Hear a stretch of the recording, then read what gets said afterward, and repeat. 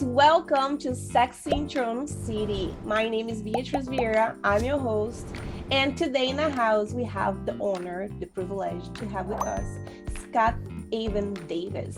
What a great privilege. I'm so honored to do what I do because I have the privilege to talk to people like you. Welcome. Hello, how are you? I'm great. I'm so happy. Like I'm like a little kid here, like, yay! You're so funny. Well, I'm happy to talk to you tonight. This is going to be fun.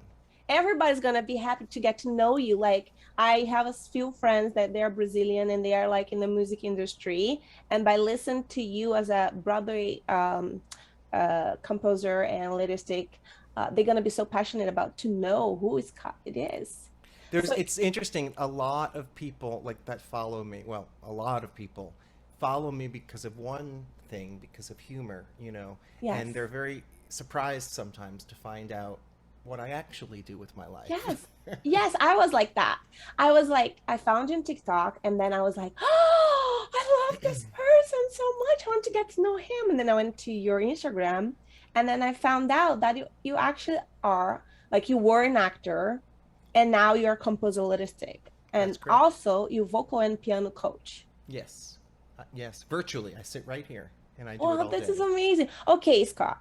I know everybody's excited to know you better and to like, because on the surface we have a like little knowledge who you are, but we really don't know. And I think people don't really go through this kind of interview sometimes to get to know you. I want to know about little Scott. Where little Little Scott? Scott. Yeah, Aw, I he want to is know. so weird. Okay, no, let's start like that. I wanted to know where you spend your childhood. Like, where did you grow up? I grew up in New Jersey, which is because I live in New York City now. Yes. New Jersey is about an hour south from here. Mm-hmm. And I grew up with my mom and my dad and my brother.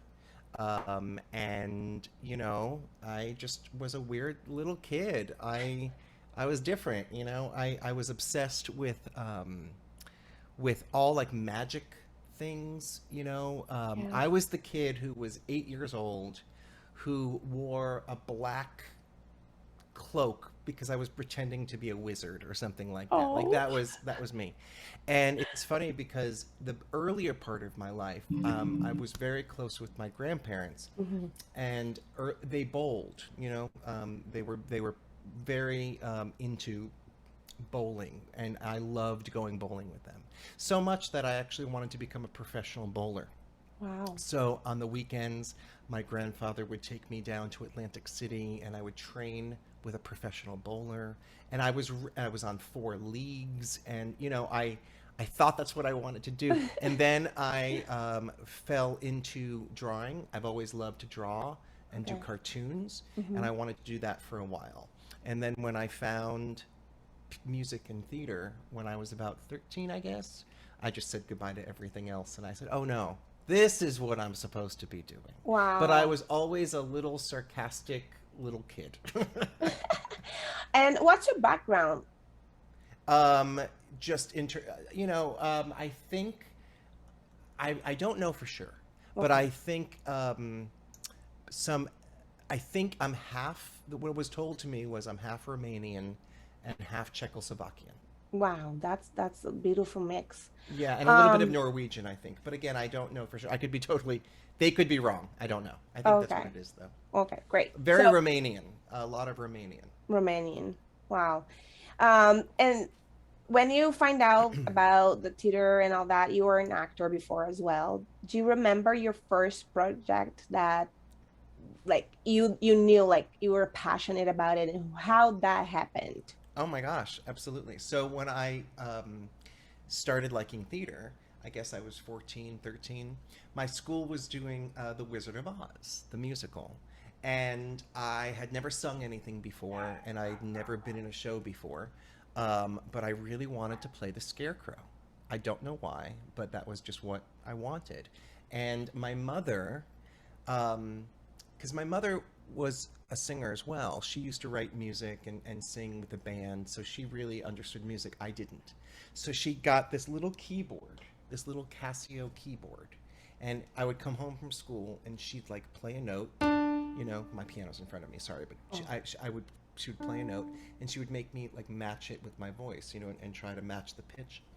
And she worked with me on the audition. I got the part, and I played the That's scarecrow, and amazing. it was sort of just the one thing that kind of the bug was just in there, you Do you know. know if this is like somewhere in YouTube, if people like like No, no, you YouTube didn't never. exist. This was the internet didn't exist, thank God.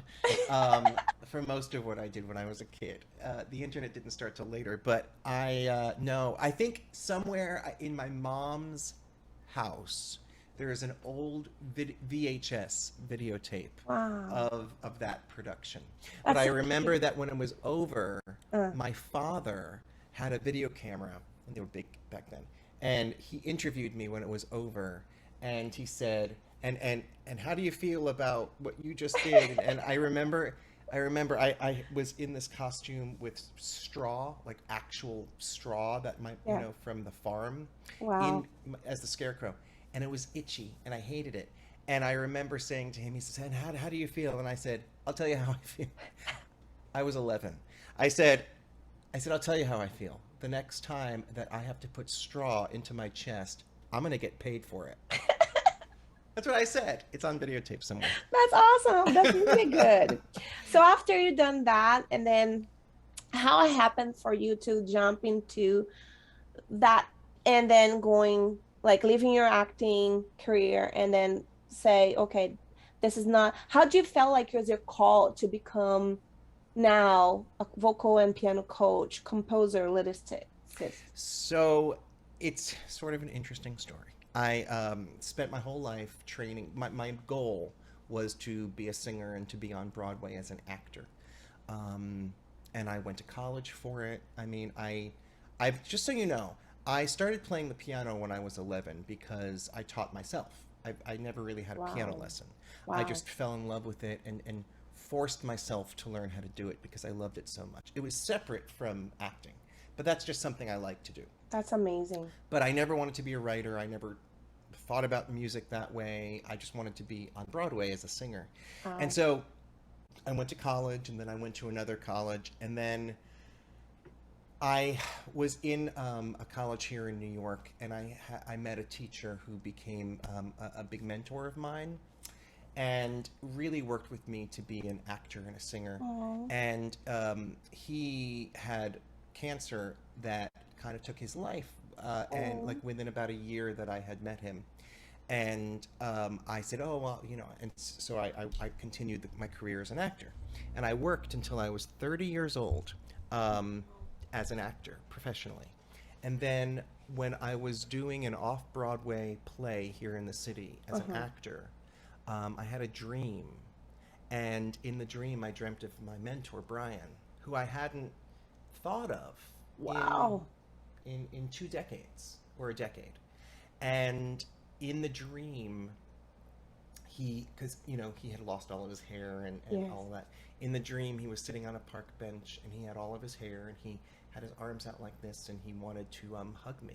Oh. And in the dream, I hugged him, and I remember thinking, I don't want to go into it, but we had a fight before he passed away, and we never Oh. really resolved certain issues. And long story short, I felt forgiven, and as he was hugging me, he started humming. I can feel that you feel the emotions right That's now. what he was humming, that particular melody, like Uh-huh. as he was hugging me. And I woke up the next morning and I couldn't get that melody out of my head, no matter what I did. And so I had to sit at a piano and sort of play it. And it ended up becoming my first song. Okay. And then and from that moment, I never acted again. I've been a writer. That song was called Cautiously Optimistic, and my first album I called Cautiously Optimistic. I dedicated Yeah. it to him, and that is how it started.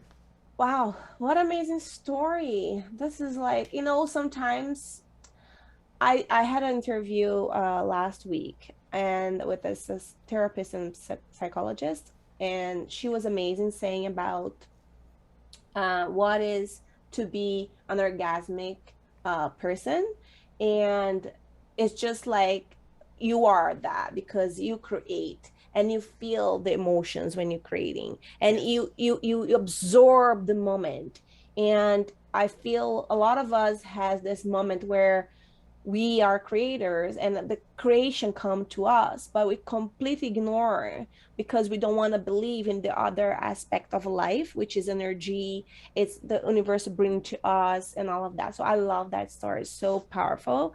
And thank you so much for sure, because I know it's very personal to you. It is. And, I have a very, very, special, specific belief on reality and consciousness and energy. And it's a big part of my thought process in life and the people that are in your life and the certain things that happen and how it connects and how a lot of it is pre-planned before I even got here. A lot of things. Yes. And everything happens the way it's supposed to. And I, um, I always felt that that dream was his final gift to me, because I think when he died thinking that I was going to be, I was working to be a performer. And I think when you die and your energy goes, I think you have a much greater understanding of a lot of things. And I think he was able to give that message of what my actual purpose was Oh my as his final gosh. gift. That's what I think. Scott, on his honor and the love that you just spread there, I would love to invite you and to all our listeners to listen you to play a little bit of this melody that he left to you. Are you okay with that? Just to play a little bit of Just the a little melody. part, a little part. Sure, just give me 1 second if you don't mind. I No, you will. don't, because this is such a like powerful message, and I think it's so like it's love, and what I feel when there is opportunity to spread the love, Sure. um, It you know. became it became this.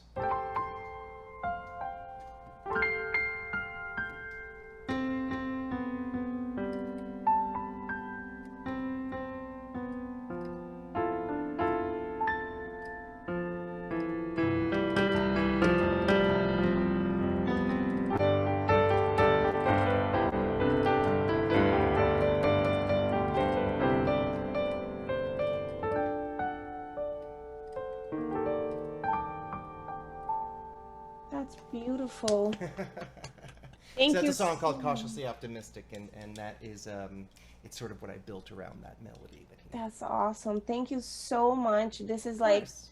beautiful. You know, it's not every day that we have the ability to have a guest that is so personal and so vulnerable to share that. And thank you so much for that. Absolutely, it's a lovely thing to continue to talk about. I think the more it's funny. He was such a great teacher.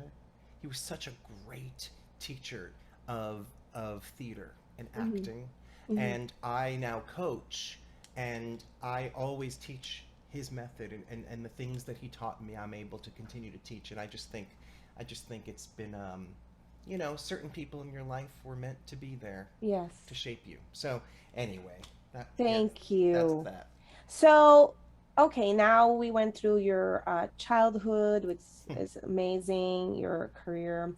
Uh, as you might know, or if you don't, I'm gonna tell you, you are super handsome, like I hot. know. No, I'm just kidding. Like you are hot, you are beautiful, like you're handsome. That's And okay. also being a beautiful human being, not only like in your appearance and your heart and all of that, like more than I talk to you, I'm falling in love more about like your values and your morals, and to get to know you in that personal level.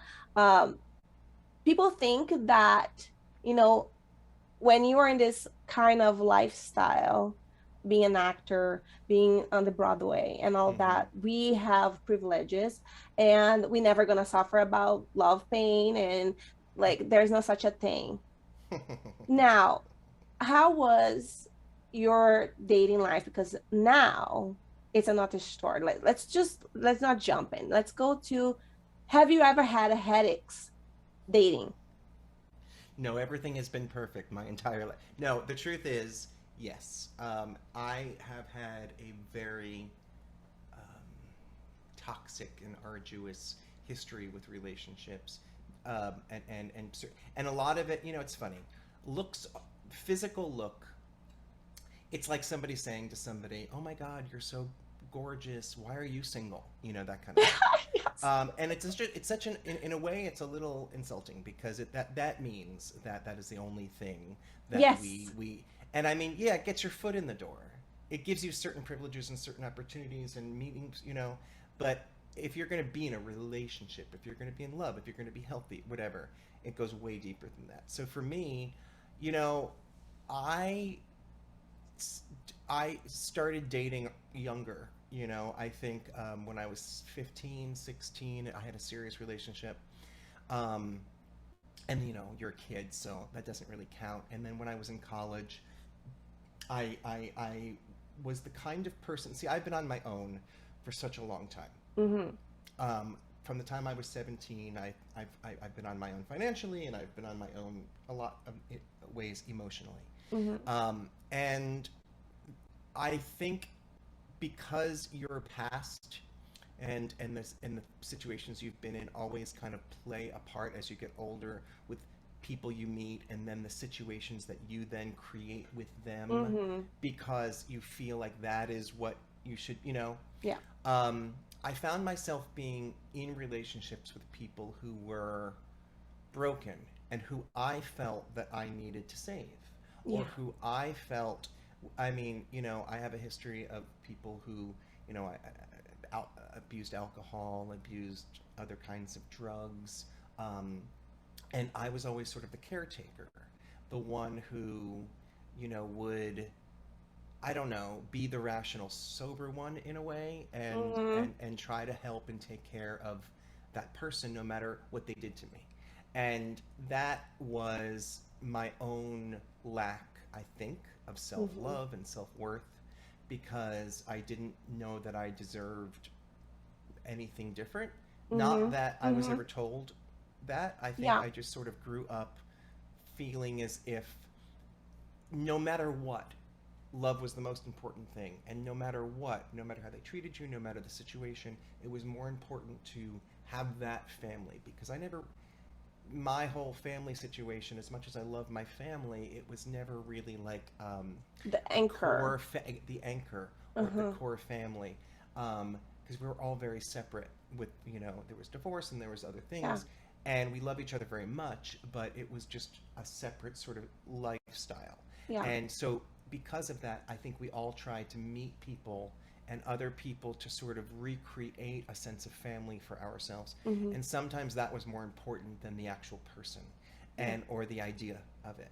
So I've been in very tumultuous situations, you know, in my past with relationships, and it took me until I was 39 years old Mm-hmm. um, to really, you know, come out of that and be healthy. A lot of therapy and a lot of bad relationships. So Yeah. doesn't matter Well, how you look. I think of this has happened because we never go through the process because everybody has their own past and whatever, and we don't deal with the trauma that we going through our childhood because everybody has traumas. Like everybody Everybody. has everybody's. Like my dad was an alcoholic. He beat the shit out of my mom, and then for some reason I end up being with people that didn't beat up me, but they were not treating me with the love and respect that I deserved. And is to have the conscience, like to say what do I need to work on myself and become this person that I'm looking for to have in my life. Now, how does it feel to finally have the love of your life and call him your husband? I'm grateful every single day. Every That's single day. that's awesome. It's interesting because when we met in 2017, How'd you guys met? online, we met Okay. online, Okay. and it's funny because I think when we had chatted with each other 6 months before, and we just never met up. I just, you know, you chat with a lot of people when you're single, and you Mm-hmm. know, it just never worked out. And then 6 months went by, and I met. So we'll get into this later, but the producer of Indigo, my show that I'm writing, he's a Broadway producer, and I met very randomly. It was one of another situation like Brian, but just like, oh my goodness, this is going to change my life. Wow. And it was a very chance meeting, and it ended up. And 2 weeks later, so I met my producer, and then 2 weeks later, I met my husband. And we basically reconnected online and said, oh, yeah, we chatted a while back, but he had moved much closer to me. He only lived 3 blocks away from me, so it was very close. So we Wow. finally sort of met.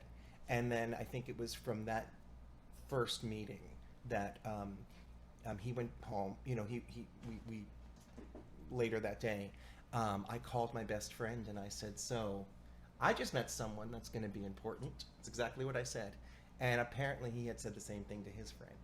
And Oh, we are going to be married 4 years in November. yes, that's awesome. Yeah. Congratulations. Thank you. It was, I think I had finally, you talk about energy. I think Yes. I had finally cleared the energy that was Hold you old. back. Yeah, whether it was from another life, whether it was karma, whether it was from this life, my own energy, whatever it was, I opened up, I think, an understanding of myself to allow that to happen. And I can't be happier Do you that think I, it's like the yeah. energy we're talking about is more like a sense of forgiving ourselves sometimes because in the back of our heads we are being so hard on ourselves like all the time at Yeah, getting better, are judging ourselves. Why I haven't done that? Why did I do this? Why did yeah. like Well, it's interesting a little bit. At the time that we met, I had been, by myself, I think, for about a year. But before, and that was the longest I had been single. I was one of those people, and this is where you said, looks and it being yes, attractiveness. yes. The privilege is you don't necessarily spend a lot of time single if you don't Hmm. want to be, because Hmm. you can find certain people. The hard part is you don't take the time to learn about yourself because you're constantly going from relationship to relationship to Yes. relationship, and they all end the same way. Yeah. And I think I needed to be single for a certain period of time, and I forced myself to be, and deal with myself living alone, being alone, which I hadn't done before. Because when you're always saving somebody else, Hmm. you can take the attention off of your own issues and who you are. And I think when I had to turn that inside to me, I was able to work through certain things because the relationship I had been in previously was 5.5 years long with an addict, and it was a very, very, very painful, Oh, I can guilt imagine. ridden feeling to finally let that person be on their own, to separate, to Yeah. separate, because you always felt like I have to take care of them. I can't. But once I was able to do that and let that go, I was able to then open myself up for something wonderful to come in. Yes, I so get what you're saying because it's kind of sense of like you feel responsible to that person at the point that you think you know the best is to let it go for your own well-being and happiness, but you feel the guilt and you Yes. feel like if I let it go, this person, they're gonna die and they're gonna be Yes. worse. That's And oh exactly my right. gosh, it's gonna be my fault because I'm the savior and I'm here. That's exactly right. That's exactly it. And I think that alone is a very selfish feeling because that, in a lot of situations, if you stay and if you stay connected and if you don't let that go because of your own guilt, it gives the message to the person that you're going to be there and that there's still this, you're tethered, Yeah. So anyway, I think everything happens like it's supposed to, and I do think that I was open and ready for something that was real and healthy. I love that. I'm so happy for you. It gives hope for me. I've been Yeah. single for 9 years. Oh, really? Yeah, 9 years. I You're so dating and pretty. all. How are you single? No, I'm just kidding. Oh my gosh. Oh. Oh, well, okay. I Yeah. mean, listen, Well, but it's let's like you're I go on dates, yeah. but I'm a Brazilian and like people get scared because I'm very bold. I tell my Yeah. truth. I don't think that should be rules too much when it comes to dating. If you feel that the right person is, if you feel to kiss them on the first date, go for it. I have a girlfriend that she said, oh no, that's a red flag. You don't do that. Come on, you feel the attraction, you feel the want. Just Yeah, get that out of the way, kiss it, see if that energy is there for real or not. And I agree. I agree. right? And Yeah. then some people get scared. Like I got a funny stories to tell you one day if you want to hear them. But uh so yeah, so I tried to date and I've been 9 years separated, but I've dated like in and on. But I feel like no, it's not for me, or the person gets scared or something happened. Um Now I am in the path where I am like you were. I'm focused on myself. I'm trying to be cautious that my well-being matters, and to really get the sense what I want for myself. Do I really want to get married again? Do I really want to be in a relationship? Do I really want to call somebody my husband? I Hmm. don't know yet. Hmm. Until I don't know, I'll be still doing what I I do. don't think you'll know until someone comes along who makes you know. Yes, that's exactly what I think too. Yeah. Exactly. All right. So I love that. And shout out to your husband Yeah. for Shout stealing out. your heart and make you feel loved and safe this time, that you don't need to feel guilt and It's anything that, wonderful. yeah, It really amazing. is. Yeah. And now talking about projects, what are you now on your career? What should we expect from you? So I have been working on a musical for a while, and luckily I have Broadway producers who are bringing it. It's having its world premiere production in June, so we have a lot of sort of workshops leading up to that. It's called Indigo, and it's about a non-speaking autistic girl who also has synesthesia. And if you don't know what synesthesia is, for your listeners, that Yes. is it's kind of not uncommon in the autistic community, but it's where you see sound as color, or you see words as color. Mm. So, somebody with synesthesia, if I played a chord, they would see a color. Or I have a student that Oh. I teach actually who my name, Scott, to her is denim, the color denim, and so she, Um, so the lead character is played by an autistic actress, which is very important to me. So we cast her, and she has synesthesia, and she's non-speaking, but she sings, and the audience kind of hears what's going on in her that's head. amazing. And and it's also about a family and the mother that she never really had, and then there's a grandmother who has dementia, and it's all about connection and love and healing and understanding and acceptance. So that is the biggest project I'm doing right now. It's very Wow, that's I'm very beautiful. proud to we were right before the pandemic. Uh-huh. We were supposed to have our world premiere production, but of course that didn't happen. And it's taken till this year to make that happen, but at How did least it it's happening. how did that came to you to do like such a beautiful project and so meaningful? Because I will speak from my experience working with the special need kids.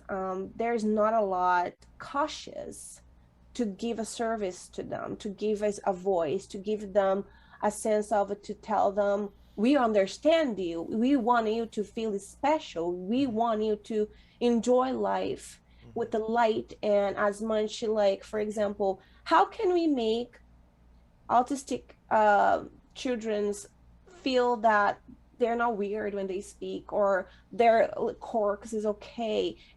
People label them, or Mm-hmm. even dating. I was watching this TV show about autistic dating. Love on the Spectrum. Yes, It's yes, one love of my it. favorite shows. I loved it. I I loved loved it. it. I loved it. I Yeah. loved it. And I think it's all about representation. In 2012, I was hired. I was asked to interview for a job at a school down here in the city, which was the class was 10 autistic children, teenagers, and they wanted to write a musical about their own experiences. They didn't want to do Guys and Dolls or something that was known. They wanted to write their own thing. So they needed a composer to help them write it. And so I interviewed, I got the job, and I remember very, very first day sitting, I'd never really worked in the autistic community before, but I remember sitting there with my little notepad and I was looking at these kids and I didn't know what to ask, but I said, okay, what story do you want to tell? They told me.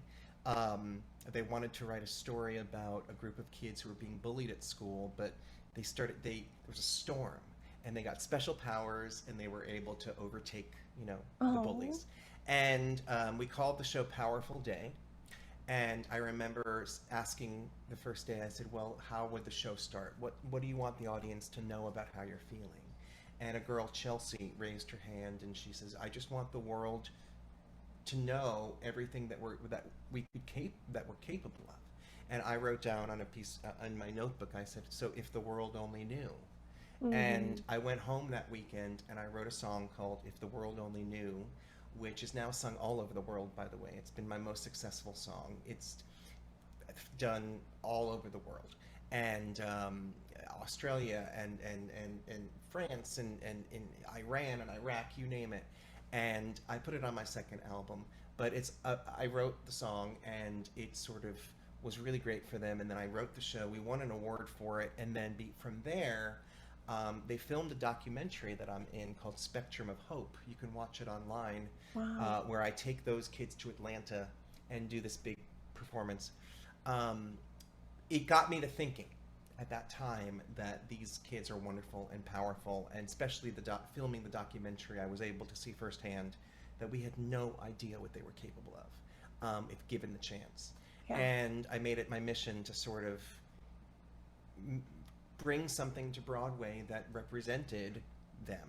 And now there's much more. This was 10 years ago. So, it takes a long time, but I was before my time because now I feel there's more and more out there that Mhm. is helpful. And I think everything happens for a reason. And I think that the show took so long to happen because it needed to happen when it's going to happen for it to have maximum Absolutely. effect, for an audience to accept and understand that this is mainstream. Yeah. And that's how it started. And the title Indigo, um, I was walking on a boardwalk one day before I ever met those kids, mind you. Uh-huh. Before I ever met them, I didn't know I was even writing a show. And I was going to ask you why you yeah, chose this. yeah, well, I was walking on a boardwalk and I remember the name Indigo came to me and I stopped and the person I was with, I just put my hand on them and I said, Indigo. And they looked at me and they said, red. Are we, are we doing colors? And I Yeah. said, no, Indigo. Can't you see that on a marquee as the name of a show? And the more I thought about, I didn't know what it was going to be about, but I Hmm. knew. And then the more it came to me about what I wanted to write about, and then the synesthesia and the colors, um, in the world of this girl Emma in my show, Hmm. when she connects with you, she sees you as color. She assigns a color. You know, Hmm. and as the family starts to heal and they all start to come together, the color of all of them blended together Oh my gosh, creates indigo, and that's that is the beautiful. color of her family, of her home. Wow. I so want to come to New York now and watch the show. I'm passionate about that. I feel everybody should support this project and come down and watch it and see and have Yeah. Well, it's the not going to open in New York, so it's going to be opening in Ohio, in June is going to be where the world premiere is. A lot of times you don't want to open a show in New York before you've had a chance to do okay. it someplace else. Yeah. And we may be bringing it to London. We may come to New York first. I'm not really Wow. sure, Come but to Toronto. come to Toronto. I did a concert in Toronto once. I've done concerts all over. But I would come to Toronto. I would. And who Yeah. knows, maybe one day Indigo will come to Toronto. You know what? Just I hope yeah, I hope you do because I wanted to see, and I'm pretty sure you'll be huge here. You'll be huge. That I don't hear nothing going on here in Toronto, like Yeah. that kind of project here. It'll be Well, amazing. I think it's a new musical, and I am excited to see what happens. It's going to be a busy year. We have a lot of work to do, but I am so incredibly grateful. Um, and it's really all the show itself is just all about understanding who you are and connecting, and not feeling so broken. I think one of the lyrics is um, if something gets broken, do you just let it go, or put it together and let the cracks show? The fractures create um, a perfect design. A beautiful story is told in its lines. And I Oh, think, yeah, but wait. Then it goes, we are not broken. The pieces are there. We're only the surface of the blueprint we wear. oh, Um, Maybe it keeps us from falling apart. I We're can't held believe together like that. pieces of art. And that's sort of the idea of the show, is that, we all are broken. We all have cracks. And it Yeah. really is what makes us who we are at the end of the day. Yes. Yes. Yes. Yes. Wow. What a beautiful heart. Wow. I'm like, See, thank you I'm so more much. than just the sarcastic jerk who sits there with coffee and makes fun of people. That's what How I that was. became my persona, I'll never. It's the most amazing thing. It's a How character, right? You let people to kind of have that acting part of you. it's a part of me. It Yeah. is. I Yeah. have a hard time with the human race sometimes and how stupid people can be. Yes. But I also have a heart of gold, and I love humanity. you know, I love that. I love that. Like this is so wonderful because I do wanted to that's what I do. I wanted to connect to people. I wanted to have people influencing those other people. I wanted them to I think it's so hard, even though with the communication that we have, like we have internet, but uh we still so stupid because you cannot communicate clearly or I completely emotions. agree. I never know if our technology makes it better to for in a lot of ways it does. Look what it you're where you are, I'm here, and we can connect and have a moment and Yeah. have a conversation. That's a beautiful thing. Yeah. That is a beautiful way to use technology. Yes. Um, and then sometimes it makes you feel like you're completely alone. You know. Yes, exactly. This is exactly what I'm saying. Like people don't there's so much like, oh, I should not do this, I should not do that. Like, come on, guys, just talk your feelings, talk your truth. And if the person doesn't understand or not accept it, well, you need to like the communication back and forth, I think is so important. And people doesn't do that. They're always holding Yeah, back and they don't verbalize their what they really want and what is important to them. But I agree, and I think the pandemic has been interesting too because it made people be inside, and it made people only be able to communicate virtually and with technology. And some people thrive that way, and some people don't. mhm. Um, but you know what? I think we're doing okay. Yes, I think we're doing awesome. okay. Yes.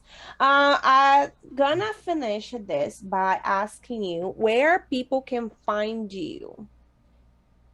Well, my apartment number is no, I'm just kidding. Um, Your social medias. so it's my name, Scott Evan Davis, ScotTevandavis.com is my website. It connects to everything that I do. Instagram is Scott Evan Davis, and TikTok is Scott Evan Davis, Yes. and that's I, really the major places. I YouTube, wanted to invite people to go to your TikTok and then kind of see your humor there because I I always say, I will say though, go to my TikTok, if because I have it's all the jokes. yeah. Um, my Instagram has that too, but I'm able to be more of who I am on Instagram. I'm able to do Yes. stories. I'm able to post music. TikTok, nobody sees that stuff when I post it on TikTok. TikTok only likes a certain thing that I do, and that's great. But if you really want to know who I am, follow me on Instagram. Exactly. And I know like some people gonna be like, oh, he's a vocal and piano coach. Can Yes. I be taught by him? Like, can I come? So that's where they go in your Instagram, contact you there, and then you can teach them personally, right? Yeah, I mean, if you go to any Instagram or TikTok profile, I have a link in my bio, and it takes you to all sorts of things. My website, you can book a consultation with me if you do want piano or voice lessons. I sometimes have a waiting list, sometimes I don't, so it just depends. But of course, I'm very easily findable. And if Hey, you want to listen to my music, it's all linked up there too. Scott, one thing that I want to also to mention for all the listeners that is listening to you right now, with all my humble heart, to let them know that you are the most incredible, easygoing person to deal with. Like you, I talked to you, approached you, and I was a little bit intimidated because you are somebody that I have a lot of respect for and admiration. And I was like, come on, I'm in Toronto. He's gonna like probably give it more importance for people that is in the States or something like that. My podcast, it is fairly new, is a project that I have in my heart because I'm a creator myself. And I love the fact that you're so humble and you're so just easygoing back and forth on our emails. Conversation was so easy. So thank you so much You're for, sweet. Thank you. I want you to remember something. yeah, I know not everybody's that way. I completely understand. I've dealt with certain people divas. myself. Yes. I do not view myself in any higher. I just don't. Um, I think it's really important to remember, especially for anybody listening, we are all humans. Whether we come from this planet or not, we are all humans. And in any situation, you have to deal with the person that you're dealing with on your own level. There is no hierarchy because we literally are all here for the same reason. You know what I Yes. mean? Yes. And I appreciate that, but I wouldn't know how to be any other way. You know. Yeah. Thank you so much. Guys, this is a Scott Even Davis for you on the podcast Sex in Toronto City. My name is Beatriz Vieira. I'm your host. Thank you for being here and listen to this delightful story. I hope with this have given you hope, passion for what you're doing, and if you're lost, to search what your purpose for in life. And if you want to find him, go to at Scott Evans evendavis.com. Thank you so much for being here today, Scott. Thank you so much. Bye.